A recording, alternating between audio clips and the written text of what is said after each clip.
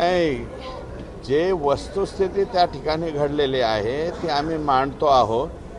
ज्या पद्धतीने आमच्या इकडं हा जो खून झालेला आहे ही अतिशय दुर्दैवी घटना आहे.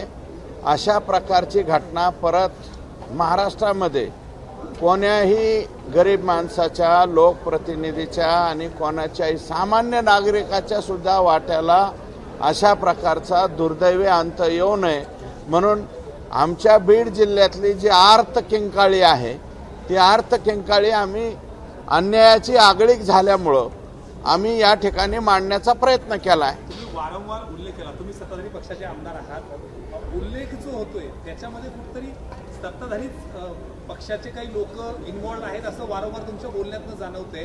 अपेक्षा आहे सगळे एकत्र असताना अशा पद्धतीने कारवाई होईल. इतक्या दिवस झाला माणसं सापडत नाही. 100% कारवाई होईल. आमचा राज्याचे मुख्यमंत्री महोदय, मी नाही, राज्याचे मुख्यमंत्री महोदय म्हणालेले आहेत की मी याच्यात कोणालाही सोडणार नाही आणि त्यांच्यावरती आमचा पूर्ण विश्वास आहे. मुख्यमंत्री महोदय याच्या बाबतीमध्ये ॲक्शन घेतील आणि SIT स्थापन करावी हे पत्रसुद्धा मी स्वतःच दिलेलं आहे.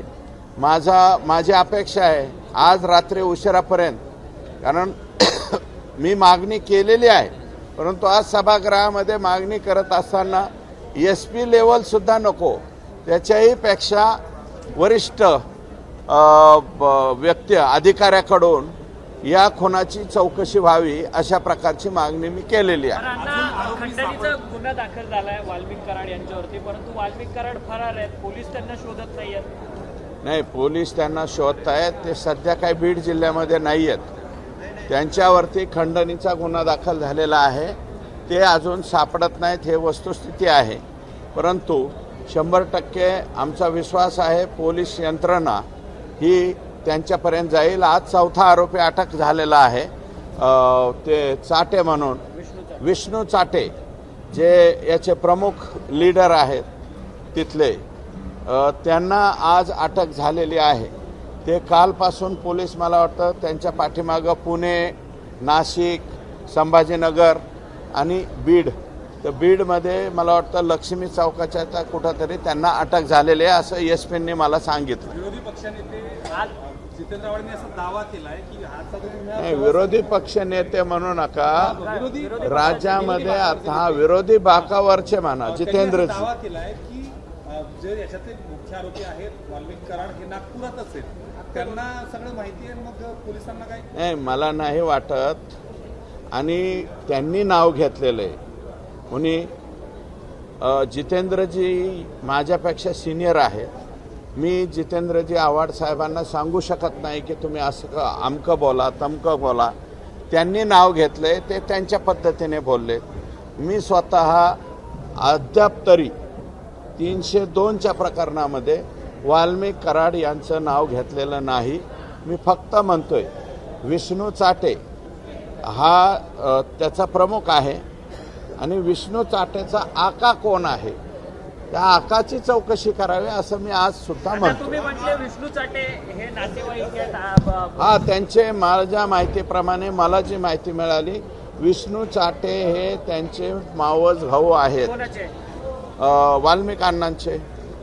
पण तुम्ही आज सकाळी अजित पवारांना भेटला, संपूर्ण पीक विम्याचा जो काही घोटाळा झाला त्या संदर्भात माहिती. पीक विम्याचा अतिशय मोठा घोटाळा, माझ्या हाती आलेला जो घोटाळा आहे तो 7,000 हेक्टरचा आहे. 6,996 हेक्टर क्षेत्र जे गायरान जमिनीचं आहे, जे देवस्थान जमिनीचं आहे, जे शासकीय जलसंपदा विभागाचं आहे, अशा क्षेत्रावर इतर लोकांनी पीक विमा भरून पीक विमा उचलण्याचा प्रयत्न केला आहे आणि ती रक्कम 6,900 हेक्टरची ही जवळपास 22-22.5 कोटी रुपयाची होते.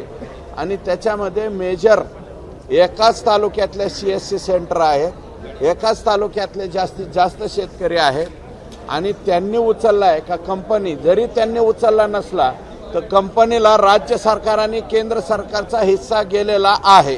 पण अण्णा, हे तुम्ही घोटाळा म्हणतायत, हे घोटाळ्याचे लिंक तुमचे माजी कृषी मंत्र्यांवरती आहेत का? नाही, एका कृषी मंत्र्याच्या कालावधीत नाही झालेले हे घोटाळे. हे बॅक जर सगळीकडं हे पीक म्हणजे बजाज अलायन्स कंपनी असेल, आणखी कोणती कंपनी असेल, ज्या ज्या वेगवेगळ्या, आता धाराशिवचे तर मला वाटतं राणादादा पाटील आणि तिथले आणखी कळमचे आमदार हे सुप्रीम कोर्टापर्यंत गेलेले आहेत. सुप्रीम कोर्टापर्यंत जाऊन त्यांनी पीक विमा मिळवला आहे. बीड जिल्ह्यामध्ये 2020चा आणि 2023चा पीक विमा मिळालेला नाही. मग खऱ्या शेतकऱ्याला पीक विमा मिळत नाही आणि खोटे लोक मात्र पीक विमा उचलत आहेत. अशा प्रकारची परिस्थिती आहे. म्हणून एका जिल्ह्यातलं, आणि मी पुण्याच्या सांख्यिकी विभागाकडनं माहिती घेऊन राज्यामध्ये आणखी किती जिल्ह्यामध्ये माझ्याकडे आलेली आकडेवारी, धाराशिव जिल्ह्यामध्ये 3000 हेक्टरचा घोटाळा झाला आणि त्याचा गुन्हा सुद्धा दाखल झाला.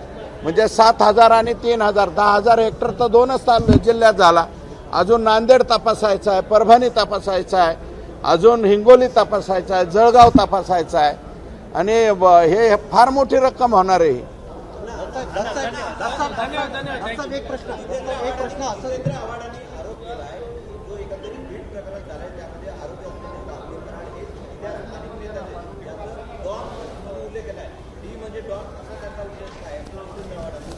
हे बघा, या प्रश्नाला मी उत्तर देऊ शकत नाही, देऊ इच्छित नाही. ज्यांचा उल्लेख त्यांनी केलेला आहे त्याचं उत्तर मला वाटतं मीडियाने त्यांनाच मागावं. मी कसा देऊ शकतो? मी एक साधा आमदार आहे. सभागृहात अल्पकालीन चर्चेमध्ये तुम्ही सहभाग होते, इतर सदस्यापैकी तुम्ही आता अनेक वेळा बोलून गेले, पण तो आता तुम्ही समोर तो इन्व्हेस्टिगेशन मध्ये आका दिसावा अशी अपेक्षा आहे. No no no no. ABP Majha, उघडा डोळे बघा नीट.